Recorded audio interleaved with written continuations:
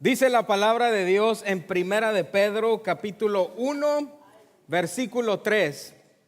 Dice así: alabado sea Dios, Padre nuestro Señor Jesucristo.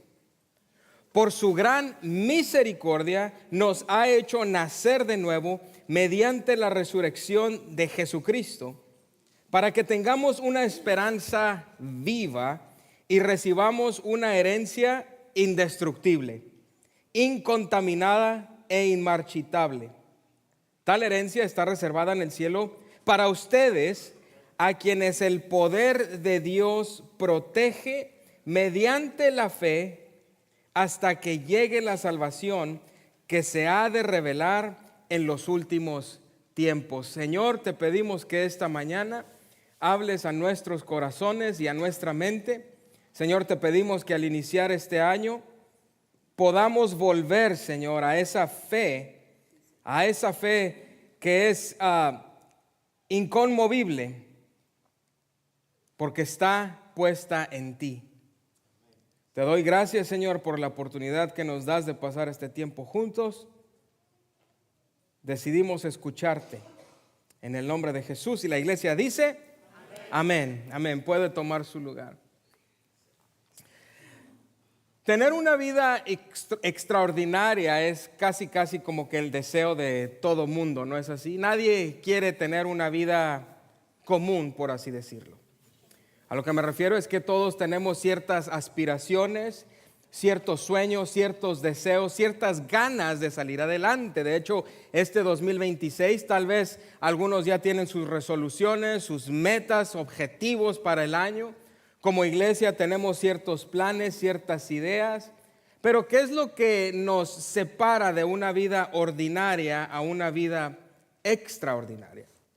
Bueno, yo creo que el llamado de Jesús a nuestras vidas es lo único que nos puede sostener y llevarnos a encontrar nuestro propósito como individuos, como personas. Sabes, Pedro escribe esto en el Nuevo Testamento. Suena maravilloso, suena increíble. Lo que Pedro nos inyecta en estos versos es como una inyección de fe, ¿verdad? Él empieza con una alabanza, un reconocimiento de la grandeza de Dios. Y después, al final, en el último verso que leímos, en el verso 5, dice que el poder de Dios protege a aquellos que mediante la fe permanecen. Es decir, el poder de Dios es accesible para aquellos que se atreven a creerle a Dios. Ahora, ¿quién es este Pedro? Pedro es alguien que recibe este llamado de lo ordinario a lo extraordinario. Pedro, en esta etapa de su vida, al escribir esto, ya no es el mismo de antes. Ustedes recuerdan a Pedro, ¿no es así? Su vida ha sido ahora transformada. Ahora, después de varios tropiezos y varios errores, parece que Pedro es más maduro. Parece que está más seguro de la esperanza que profesa tener en Jesucristo. Y él escribe esta carta casi 30 años después de que Jesús murió en la cruz. Ahora Pedro está lleno del Espíritu Santo. Pedro está cumpliendo su propósito en Jesús. Tanto así que después de que el Espíritu Santo viene, recuerdan, después de que Jesús resucitó, ellos se reúnen, el Espíritu Santo desciende en ese aposento alto, y después Pedro se para frente a miles de personas y 3,000 vienen a Cristo al Pedro proclamar la palabra de Dios. Pedro ya no se pregunta qué será de él ahora que Jesús está ausente, porque él sabe que Jesús vive, que Jesús resucitó, y no solo que vive, sino que envió a su Espíritu para vivir en él y trabajar a través de él. ¿Sabe? Pedro fue invitado a seguir a Jesús por su hermano Andrés. Andrés es quien le presenta a Jesús, y me llama la atención que Andrés no va y le dice: vente, vamos a un convivio a la iglesia, o vamos a una fiesta en la iglesia, o vamos a comer pizza y vamos a pasarla bien y después hablamos de Jesús. No, él le dijo: ven, tienes que conocer a Jesús. Lo hemos encontrado. Ahora Jesús llama a sus discípulos y los encuentra trabajando, ¿no es así? Los encuentra en un lugar común, los encuentra pescando, y el llamado de Jesús es: ¡hey! ¿Qué dice Jesús? Sígueme, ¿right? Sígueme, ven conmigo. Pedro es un pescador, un hombre común llamado por un maestro extraordinario llamado Jesús. Sabes, en aquel tiempo los estudiantes no eran buscados por el maestro, sino los estudiantes buscaban a su maestro, ¿me entiendes? Ellos hacían su investigación y decían, oh, yo quiero estudiar con tal maestro. Iban a buscar al maestro para aprender debajo de ese maestro. Pero Jesús cambia las reglas. Jesús, en lugar de esperar que lo busquen, Él va y los busca. Rompe el molde, sale a buscar alumnos, a sus discípulos, y llamó a Pedro y le dice, Pedro, sígueme. Y yo creo y estoy convencido de que Jesús sigue llamándonos a seguirle. Él te conoce por nombre y Él grita tu nombre y te dice, ven, sígueme. ¿Y acaso no estamos agradecidos de que Él nos llamó? No solo nos llamó, sino nos ha sostenido. A Pedro le tomó tiempo, pero Pedro lo entendió. Pedro ahora entiende y comprende quién es Cristo, quién es el que lo ha llamado. Sabes, muchas veces tratamos de descifrar quién es Dios antes de animarlos a seguirle, pero Jesús, en su infinita sabiduría, nos dice, no te preocupes por entender todo, solo sígueme. Sabes, cuando sabemos que Él es el que nos llamó y a Él es al que obedecemos y a Él es al que seguimos, nos llena de una confianza y de una seguridad en esta vida. Pablo escribe a la iglesia en Filipenses, les dice, yo doy gracias a ustedes en todas mis oraciones. Con alegría les dice, yo estoy agradecido con Dios porque ustedes participan en el evangelio. Pero Pablo agrega esto, dice, estoy convencido de esto, de que el que comenzó la buena obra en ustedes la irá perfeccionando hasta el día de Cristo. ¿Quién perfecciona la obra? El que los llamó. Jesús mismo, Dios mismo es el que nos llama y es el que nos perfecciona. ¿Sabes? A veces culpamos muchas otras cosas por nuestra falta de devoción, por nuestra falta de crecimiento, por nuestra falta de entrega a Dios mismo. Culpamos al pastor, culpamos a la iglesia, culpamos que no hay grupos, culpamos que no enseñan, cuando el llamado de Jesús es a seguirle a Él. Ahora, no estoy en contra de todas las otras iniciativas y de todas las otras estrategias, pero si no están cubiertas del entendimiento de que Jesús es el que llama y Jesús es el que perfecciona, serán esfuerzos fallidos. ¿Cuál es el llamado que Jesús nos hace? A seguirlo. Así de simple. Muchos se preguntan, ¿cuál es mi llamado? ¿Cuál es mi propósito? Es que ahorita no quiero involucrarme mucho hasta que no sepa realmente qué es lo que Dios quiere que haga. En mi opinión, es una pérdida de tiempo tratar de saber qué es exactamente lo que quieres que Dios te ponga a hacer si no te atreves a hacer lo que no quieres hacer. Jesús no pide un currículum, no le dice a Pedro, ok, dime qué sabes hacer, Pedro. O dime qué te gusta, dónde te sientes cómodo, Pedro, porque no quiero incomodarte. Quiero que me sigas, pero que me sigas a gusto, que hagas lo que te gusta. ¿Quién se siente incómodo ya? Sabes, tu propósito no es algo que tienes que encontrar en el mundo. Tu propósito se encuentra en la persona de aquel al que sigues. Es como el objeto de tu fe. Lo que nos da esa seguridad de la que Pablo le escribe a la iglesia en Filipenses es de tener la certeza de que los llamó, los perfeccionará y culminará toda la obra. No es en el esfuerzo, no es ni siquiera en la cantidad de fe, sino es en aquel en quien ponemos nuestra fe. Jesús es el único que jamás te decepcionará, jamás te fallará. Sabes, hoy en día a la gente a veces le gusta decir, bueno, no importa lo que creas, con que lo creas con todo tu corazón, con que seas buena persona, pero esto no funciona así. es el objeto de tu fe lo que te da la certeza de que es algo real, de que es algo verdadero. Jesús no es una idea, no es una ilusión, no es un deseo que tal vez sea verdad. Jesús es el camino, la verdad y la vida. Y Él dijo, y nadie llega al Padre si no es por mí. Es Jesús mismo quien salva, quien redime, quien nos da esperanza. ¿Cómo explico el objeto de la fe? Bueno, es como si te estuvieras cayendo en una barranca y estuvieras agarrado de la última piedrita así con las uñas, apenas cayéndote. Ahora imagínate que hay una rama a tu izquierda bien gruesa donde si la alcanzas te agarras y de ahí subes y te salvas. Ahora imagínate que del lado derecho hay una ramita así delgadita. De esas que aunque te cuelgues sabes que nomás no te sostiene porque los tamales estuvieron buenos al fin de año. ¿De cuál rama te vas a agarrar? De la gruesa, la fuerte, ¿verdad? Oye, pero es que en el mundo, en la vida, en el día de hoy decimos cosas tan incoherentes como, oh, no importa cuál rama agarres, con que la agarres con todo tu corazón y creyendo, y con que tengas buenas intenciones, tú agárrate de lo que sea, mientras seas buena persona, pero el mundo no funciona así. Hay solo un Salvador, hay solo un Redentor. Es no solo la fe, ¿sabes? A veces el cristianismo se ha sobreespiritualizado demasiado cuando se convierte solo en emociones y en milagros y en experiencias. El objeto de nuestra fe es algo tangible. Jesús caminó en esta tierra, murió y resucitó y ahora vive intercediendo por nosotros y mandó al Espíritu Santo a vivir dentro de nosotros. Es algo real, es algo tangible. Dios nos llama, Jesús nos llama por nombre, sígueme.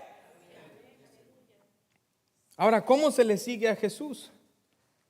Bueno, en medio del ajetreo, en medio de las ocupaciones, en medio de las responsabilidades. A Jesús se le sigue en medio de ese ajetreo, en cada día común de tu vida, al despertar y al ir a dormir, al ir a trabajar, al ir a estudiar. Él te sigue llamando cada momento, como tratas a los demás, como tratas a tu esposo, esposa, hijos, hijas, compañeros, amigos, padres. Jesús dijo, sígueme. Y luego que dijo, y yo les haré. Pero ¿cuál es el llamado? Seguirlo. ¿Quién es el que hace la transformación? Jesús. Tú sígueme, yo me ocupo de cambiarte. Tú sígueme y yo te haré. Es un paso a la vez. Es una promesa tan grande que tenemos, oiga. Yo te haré. Tú solo sígueme, yo te haré. Nosotros, nuestra responsabilidad es seguirlo. Él se encarga de hacernos. Ahora la pregunta es, ¿sabe? Todas las iglesias que yo conozco constantemente están tratando de alcanzar al perdido. A veces se hacen campañas evangelísticas, eventos. Usted sabe. Ahora yo no estoy en contra de nada de eso.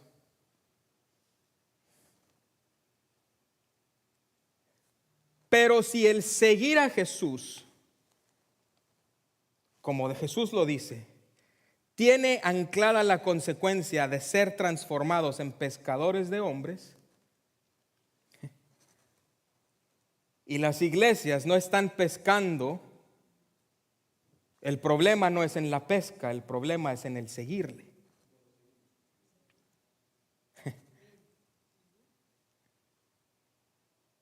Y sabe que la lucha o la batalla es porque nosotros nos metemos en el proceso de Dios. Intervenimos en ese proceso entre seguirle y en el ser transformados tratamos de meter nuestras ideas. Pedro luchó con esto. De hecho, él trató de hacer el trabajo por su propia cuenta. ¿Recuerda cuando le corta la oreja al soldado?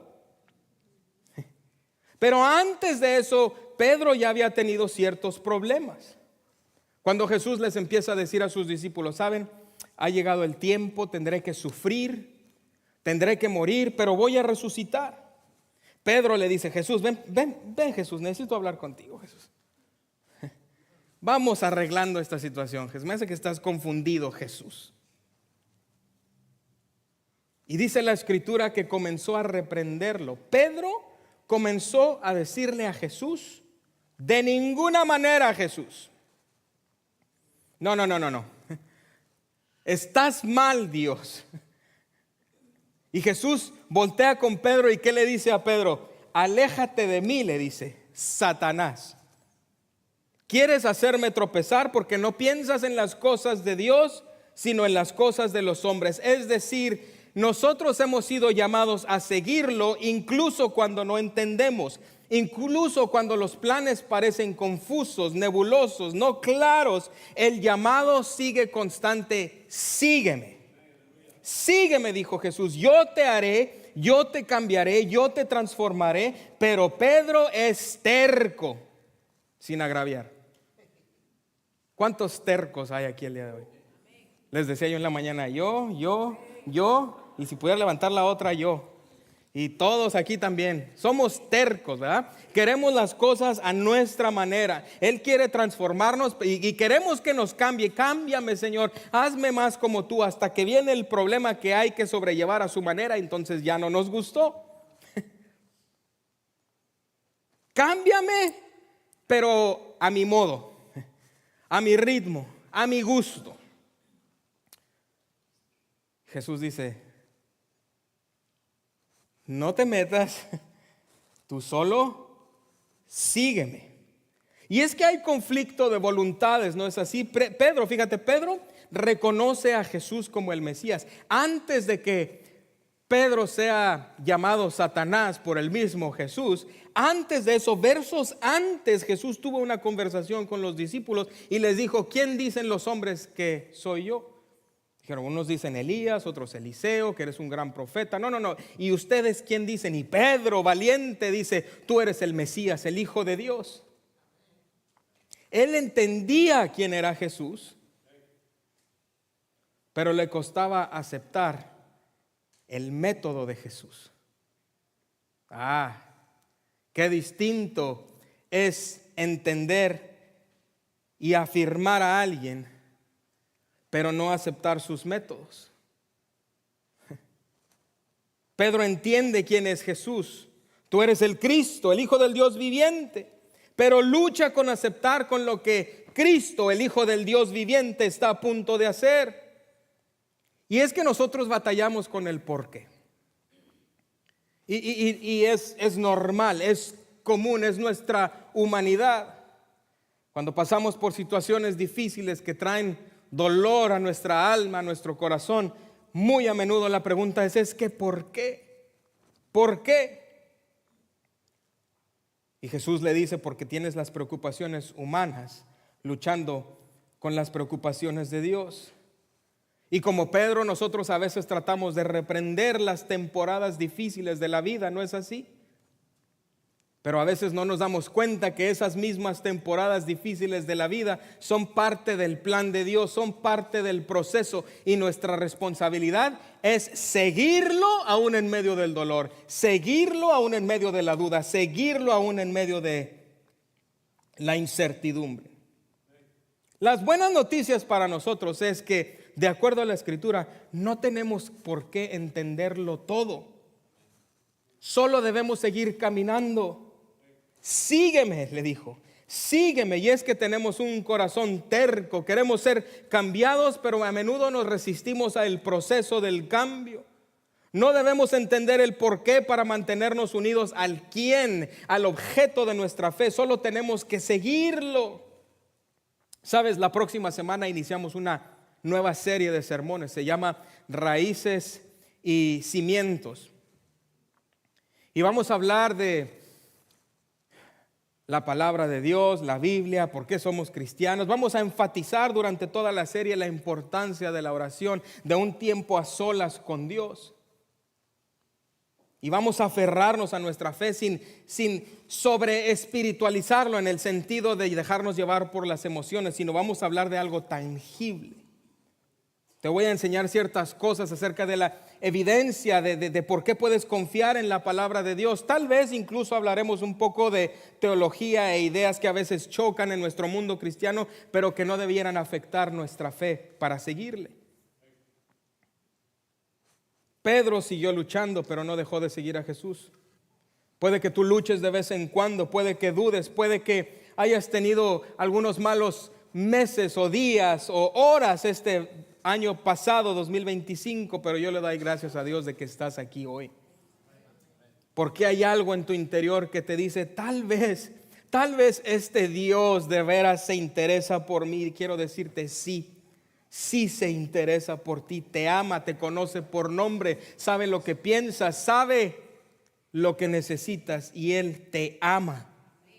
Y Él te promete hacerte la persona que debes ser. Podemos estar dudando y Él sigue persiguiéndonos con su amor. Yo le doy gracias a Dios y le doy gloria a Dios porque a pesar de la oposición, a pesar del desánimo, a pesar de la confusión, del dolor y las situaciones inexplicables que hemos enfrentado, seguimos aquí, seguimos de pie, firmes, tratando de seguir a Jesús. Tú debes estar agradecido de que tu fe te mantiene vivo, aferrado a Jesús y creyendo en sus promesas. Ahora quisiera hablar brevemente de la anatomía de la negación, porque Pedro tiene problemas con su fe. Del punto en el que él decide seguir a Jesús a la escritura que leímos 30 años después de la resurrección, hubo un suceso ahí donde Pedro, el que le predicó a miles y 3,000 vinieron a Cristo, negó a Jesús. No una vez, no 2 veces, lo negó 3 veces. Pedro estaba confundido. A pesar de que Jesús le había advertido que iba a morir, Pedro tiene un momento de crisis. El naufragio lo llamo yo. Sabes, en Lucas capítulo 22, puedes leerlo después, está la historia donde Pedro niega a Jesús 3 veces. Y en esas 3 veces que lo niega, la respuesta es distinta y yo creo que nos indica ciertas cosas. La primera vez él les dice, mira, yo no soy quien tú piensas que yo soy. La segunda vez dice, no sé de qué estás hablando. La tercera vez dice, no sé de qué me hablas. Veamos las 3 veces que Jesús niega a Jesús para entender la anatomía de la negación. Sabes, cuando pasas por tiempos difíciles, cuando pasas por tiempos de crisis, cuando se pudiera decir tu corazón es hasta cierto punto destrozado, que estás desanimado, tendemos a empujar la fe a un lado, tendemos a irnos a la deriva y desviarnos y seguimos reconociendo a Dios, pero no le estamos siguiendo. Hay 3 consecuencias de un corazón destrozado. La primera es que olvidamos quién es Dios. Fíjate, la primera respuesta que Pedro dio en Lucas 22 es, yo no lo conozco. Cuando le dicen, tú eres uno de los que andaba con Jesús. No, yo no lo conozco. A veces fingimos que Dios está distante o que no le importamos cuando hay sufrimiento, cuando hay dolor. Y eso es exactamente lo que el enemigo quiere que olvidemos. Ahora, no olvidamos a Dios literalmente, pero nos alejamos y fingimos no saber quién es Él. Muy en nuestro interior sabemos que Él tiene el control, que Él es Dios, que Él es más grande que cualquier problema. De hecho, aunque estemos alejados de Dios, cuando pasamos por tiempo de crisis le llamamos al que creemos está más cerca de Dios y le decimos, hey, ¿puedes orar por mí? Pero nuestro corazón, cuando está roto, finge no saber quién es Dios.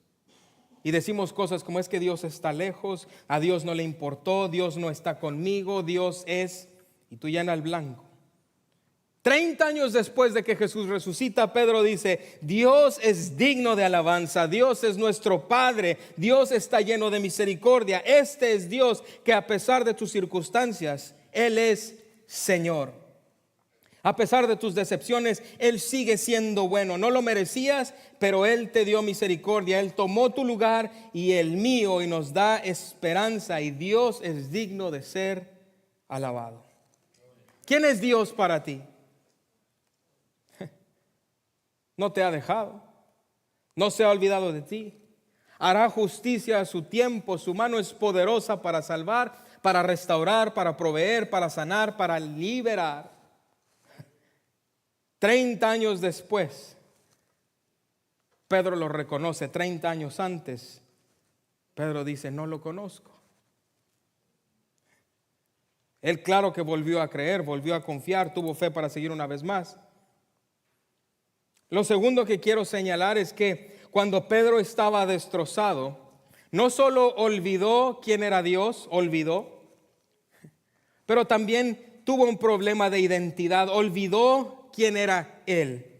Cuando nuestro corazón está roto y quebrantado, muy a menudo olvidamos quiénes somos, nos sentimos menos, nos sentimos separados, nos sentimos alejados. Pedro dijo, yo no soy uno de ellos. Lo primero que dijo, no lo conozco. Lo segundo que dice, yo no soy uno de ellos. Y es que, ¿sabes? Sin Jesús perdemos nuestra identidad y tratamos de regresar a nuestra vida vieja. Pedro, después de que Jesús resucita, él trata de volverse a ir a pescar, ¿recuerdas? A su vida anterior. ¿Por qué? Porque perdió su identidad. Lo que le dio identidad antes era estar siguiendo a Jesús, pero cuando los planes de Jesús no eran de acuerdo a lo que él quería o creía, perdió su identidad.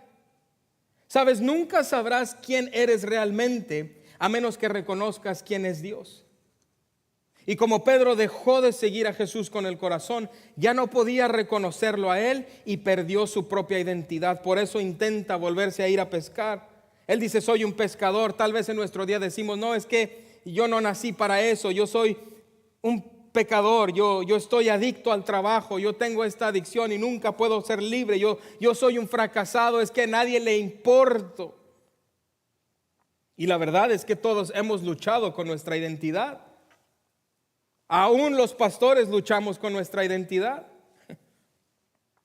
porque intentamos definirnos por lo que hacemos, por lo que tenemos o por lo que hemos hecho o logrado. Pero si queremos tener la fe para seguirle, nuestra identidad debe venir de lo que Dios dice que somos. La semana pasada cantábamos esa canción, ¿lo recuerda? Yo soy quien tú dices que yo soy, hijos e hijas del Dios vivo. Soy una nueva creación, he sido redimido, ya no estoy atado a mis errores, a mi pasado, a mi pecado, porque Él me ha rescatado y me ha dado una vida nueva. Pedro tenía tanto miedo de que Jesús muriera que lo negó y perdió su identidad. Pero ahora Pedro dice que tenemos una esperanza viva, no porque Jesús murió, sino porque Jesús resucitó. Sabes, mucha gente ha muerto por buenas causas, pero solo uno ha resucitado y nos ha dado un nuevo nacimiento a una esperanza viva, y su nombre es Jesús. La pregunta es, ¿estás siguiendo a Jesús? Y si lo estás siguiendo, entonces puedes decir con confianza, soy una nueva creación, soy perdonado, tengo esperanza, soy quien dice que soy un hijo del Dios viviente a través de Jesucristo. La tercera consecuencia, la primera, no lo conozco. La segunda, no soy quien tú crees. La tercera es, nos escondemos tras excusas.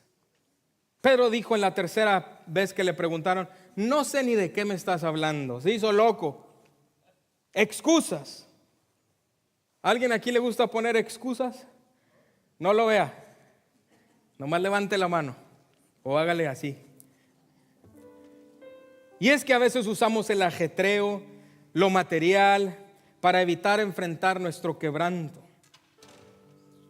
Tengo excusas, tengo miedos que elijo no enfrentar. Tal vez hay pecado que no quiero exponer, que no quiero confesar. Y es que cuando estamos mal no solo negamos a Dios y olvidamos quiénes somos, sino también llenamos nuestra vida de cosas.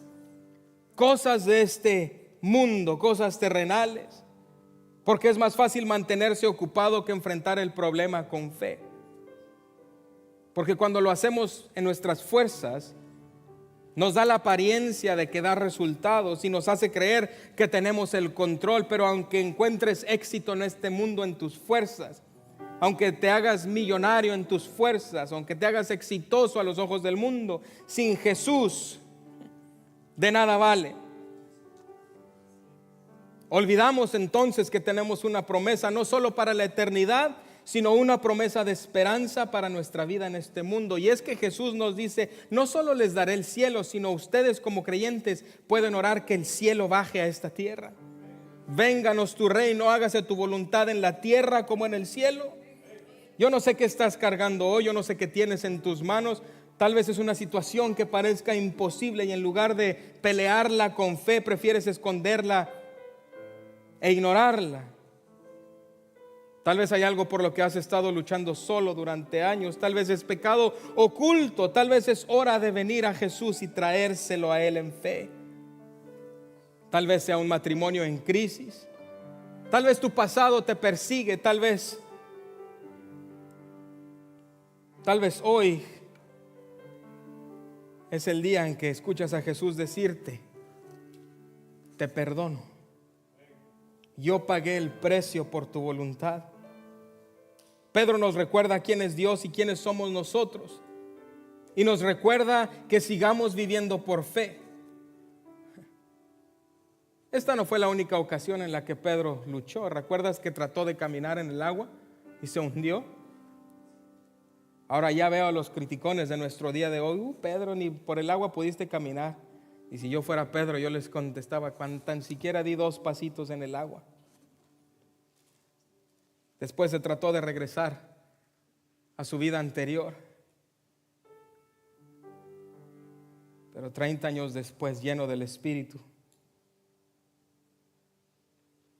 dice: alabado sea nuestro Padre, de nuestro Señor Jesucristo.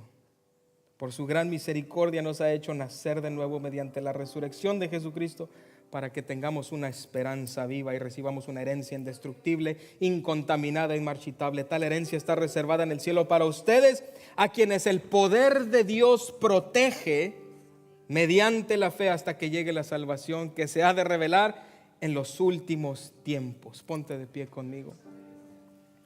Mientras el grupo nos dirige, vamos a tomar comunión. Esta vez lo haremos distinto. Yo sé, a mí me gusta cambiar las cosas.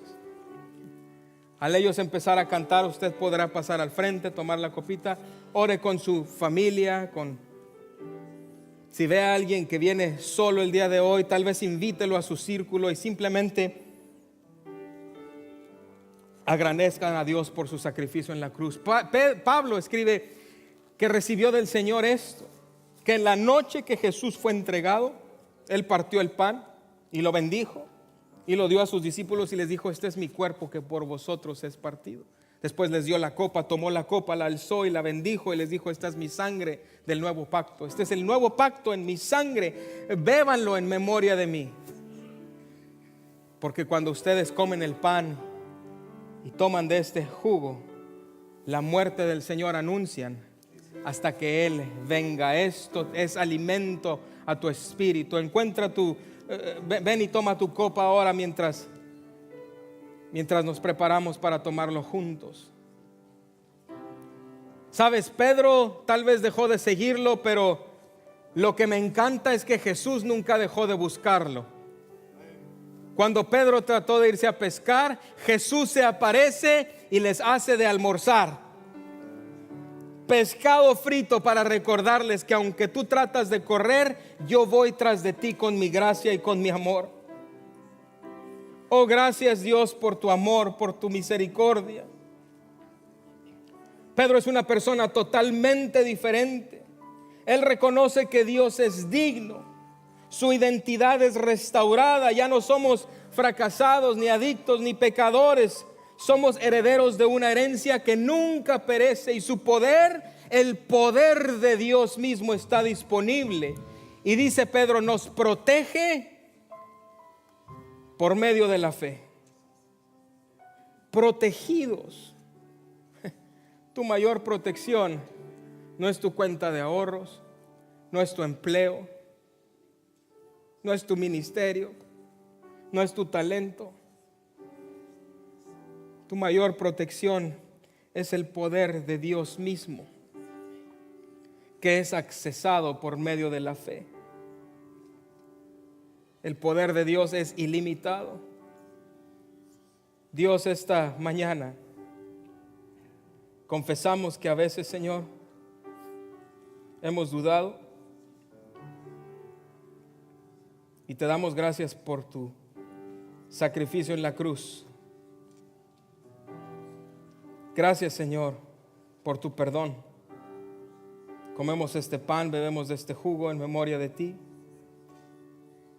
Y Señor, proclamamos tu grandeza.